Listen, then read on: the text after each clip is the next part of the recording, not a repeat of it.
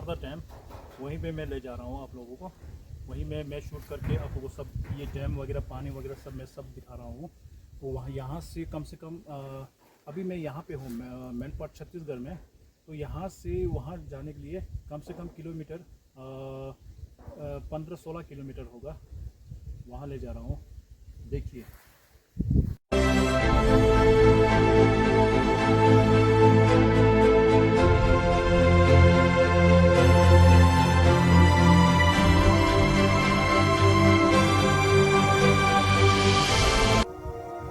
भैया कहाँ जा रहे हो?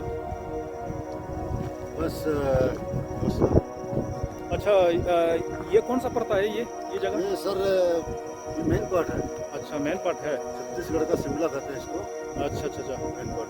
तो यहाँ से कहाँ पड़ता है ये रोड? ये सर ये अपना रायगढ़ डिस्ट्रिक्ट चला जाएगा। अच्छा, रोड लगा है ना, हाँ। ये रायगढ़ रोड है। अच्छा, रायगढ़ रोड।